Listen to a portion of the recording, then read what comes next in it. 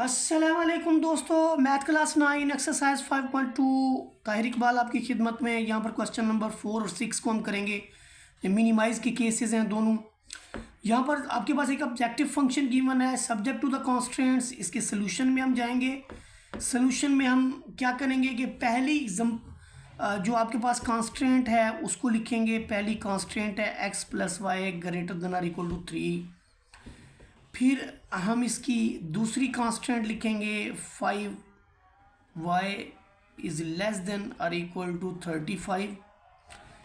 तीसरी constant x is positive and y is positive.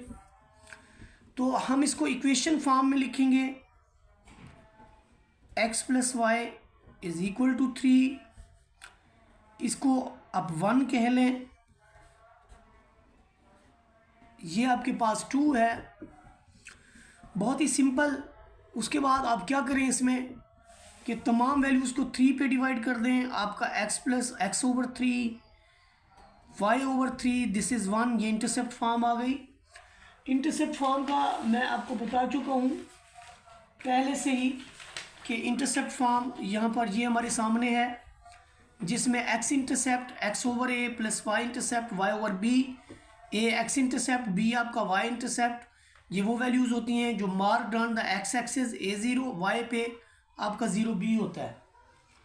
अब इसमें हमने क्या करना है कि यहाँ पर हमने सेकंड की भी यही करनी है। यहाँ से हमें मिलेगा a(3) 0 और b का कोऑर्डिनेट 0 3।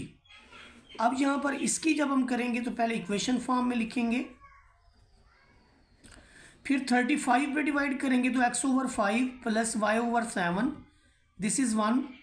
तो इसमें हमें c मिलेगा 5 0। ये x कंपोनेंट है, x value marked on x axis है, ये ऑर्डिनेट है, value marked on y axis है, इसलिए y कोऑर्डिनेट लिखेंगे x 0 होगा। और जो तीसरी और चौथी लाइनें हैं वो x = 0 और y = 0 है। इसके बाद देखिए हम इनको ग्राफ पेपर के ऊपर ड्रा करेंगे। ग्राफ पेपर के लिए हमने ये ऑलरेडी थोड़ा सा काम किया हुआ है। यहाँ से देखिए a3 है, b3 है, तो हम दोनों की वैल्यूज़ को जो है a3 और b3 के ऊपर जो है वो लिख लेंगे। ये देखिए ये x एक्सिस है, ये हमारे पास पॉइंट है a(3) 0, ये हमारे पास पॉइंट है b(0 3). इन दोनों पॉइंट्स को आप रूलर की मदद से मिला दीजिए। ये देखिए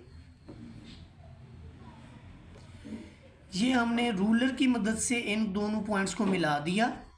इसे हमने L1 का नाम दे दिया। अब हम दूसरी लाइन ड्रा करेंगे। दूसरी लाइन में जो कंपोनेंट हैं 5 0 0 7, C आपका है 5 0 और D आपका है जी 0 7। D आपका है 0 7। अब आप इन दोनों लाइंस को मिला लेंगे। ये देखिए ये दोनों लाइंस चूँकि फर्स्ट क्वाड्रेंट के अंदर इंटरसेक्ट नहीं करती, तो इसलिए इनके पॉइंट ऑफ इंटरसेक्शन की भी हमें कोई नीड नहीं है। हाँ, इनकी जो सोल्यूशन रीजन के लिए डायरेक्शन होगी वो हम ज़रूर देखेंगे।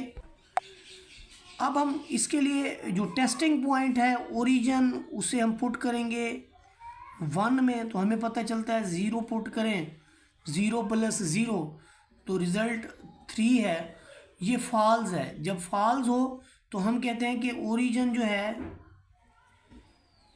Not satisfied.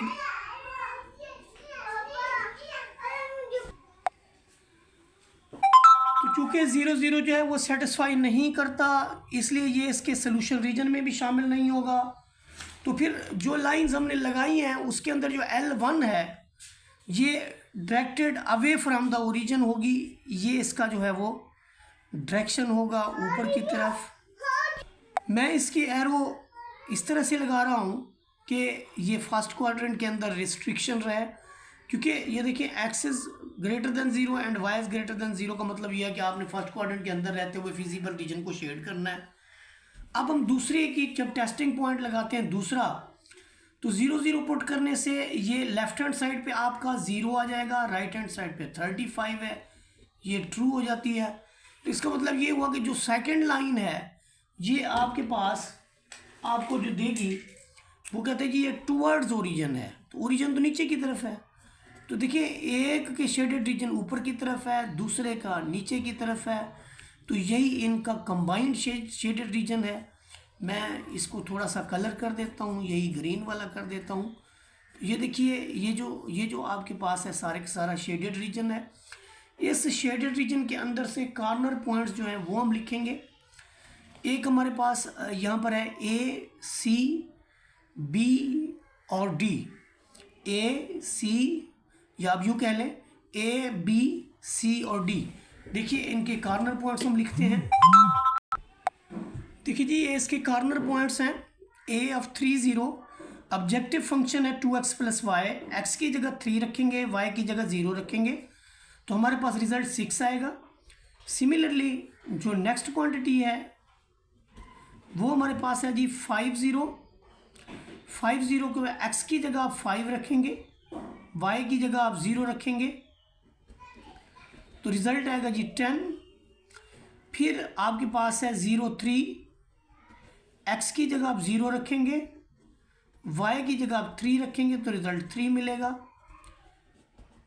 0 7 जब पुट करेंगे तो हम एक्स की जगह 0 रखेंगे, वाई की जगह 7 रखेंगे, तो रिजल्ट 7 आएगा। यहाँ पर आप देखें कि C of F of X Y has minimum value at C of 0 3। तो ये जो फंक्शन है हमारे पास एफ ऑफ एक्स वाई, ये मिनिमम वैल्यू रखता है एट सी ऑफ 0 3। अब हम इसका नेक्स्ट पार्ट जो है वो सॉल्व करेंगे। क्वेश्चन नंबर 4 हमने कर लिया, अब इसका लास्ट पार्ट हम करेंगे क्वेश्चन नंबर 6। अब क्वेश्चन नंबर 6 के अंदर जो हमारे पास ऑब्जेक्टिव फंक्शन है वो ये वाला है, और कांस्टेंट्स ये पहली कांस्टेंट है, दूसरी कांस्टेंट है with X is greater than equal to 0, Y is equal to greater than equal to 0। ये हमें इंडिकेशन देती है कि आपका जो सोल्यूशन रीजन होगा वो फर्स्ट क्वाड्रेंट के अंदर बनेगा। तो यूँ आप देखें कि जो आपके पास ऑब्जेक्टिव फंक्शन है that is 3x plus Y है, इसमें आपने इसकी मिनिमम वैल्यू को भी देखना है और मैक्सिमम वैल्यू को भी देखना है। और जो कांस्टेंट हैं वो आपके पास हैं 3x plus 5y is greater than और इक्वल टू 15।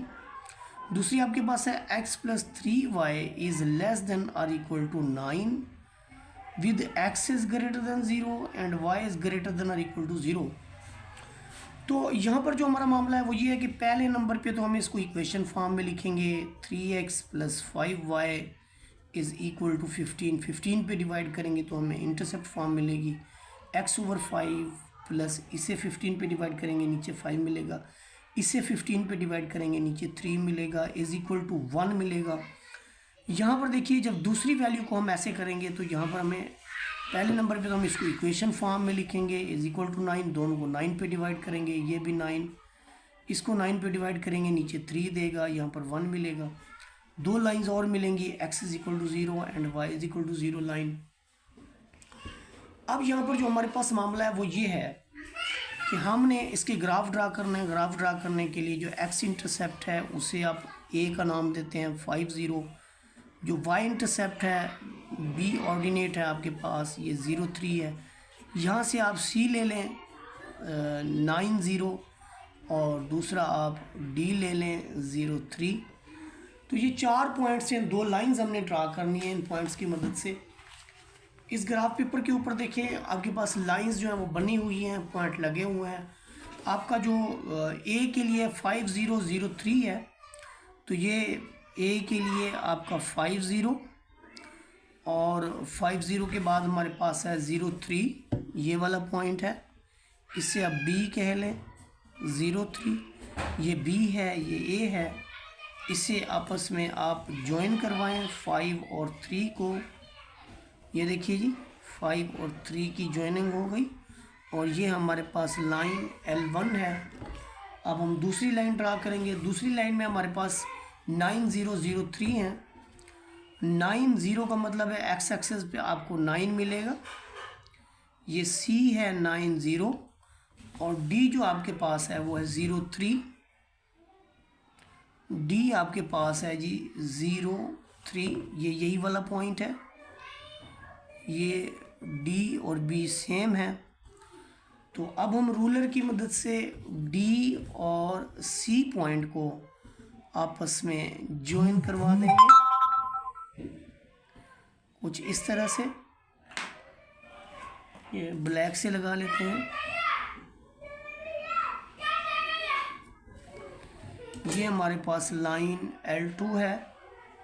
चलें ग्रीन से लगा लेते हैं, कुछ वाज़े भी नहीं आई।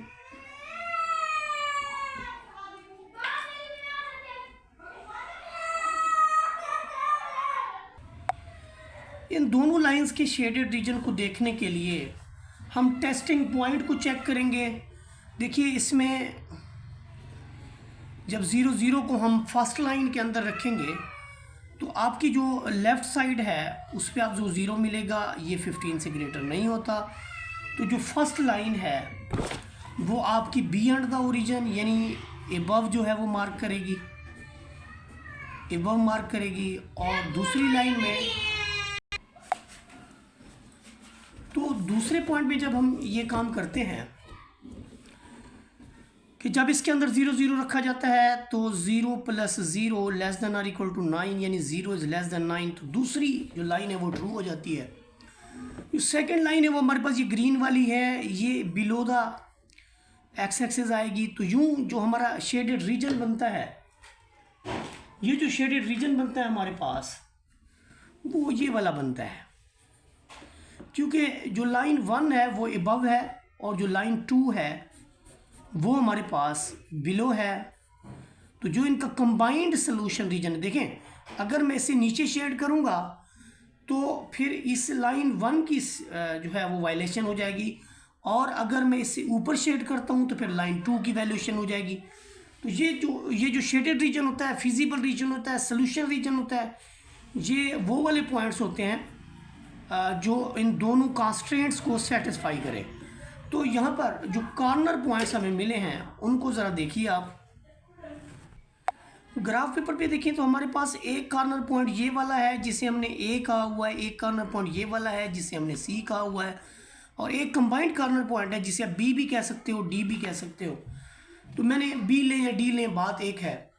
यहाँ पर देखें ये जो आपने कॉर्नर पॉइंट्स लिए हैं इनको ऑब्जेक्टिव फंक्शन के अंदर रखेंगे। ऑब्जेक्टिव फंक्शन है z = 3x + y। तो x की जगह हम 5 रखेंगे और y की जगह हम 0 रखेंगे तो हमें 15 मिलेगा। दूसरी वैल्यू में हम x की जगह 9 रखेंगे, y की जगह 0 रखेंगे तो हमें 27 मिलेगा। तीसरे b में आप x की जगह 0 रखेंगे, y की जगह 3 रखेंगे तो आपको 3 मिलेगा। अब हमने मैक्सिमाइजेशन भी बतानी थी, मिनिमाइजेशन भी बतानी थी। तो z has maximum value at maximum है C पे 90 पे मैक्सिमम वैल्यू रखता है, and Z has minimum value at B और D। ये B या D दोनों को आप कह लें, बी या डी दोनों, ये वो जो मैक्सिमम वैल्यू है वो क्या है, वो आपके पास 3 है, दैट इज़ 3। तो जो हमने मैक्सिमम के लिए भी क्वेश्चन को सॉल्व किया है और मिनिमम के लिए भी किया है, सारा प्रोसीजर वही है। अगर वो मैक्सिमाइज करेगा तो सबसे बड़ी जो पॉजिटिव वैल्यू दे रहा है उस पर हम कहेंगे कि फंक्शन मैक्सिमम है, और सबसे छोटी वैल्यू के लिए हम कहेंगे कि इस पर फंक्शन मिनिमम है। बाकी इसका ग्राफ बनाना होता है। अगर सोल्यूशन रीजन के अंदर दोनों लाइंस इंटरसेक्ट करें तो फिर उनका पॉइंट ऑफ इंटरसेक्शन भी मालूम करना होता है। वीडियो अच्छी लगी हो तो लाइक शेयर सब्सक्राइब कर दें। जज़ाकल्लाहु खैर।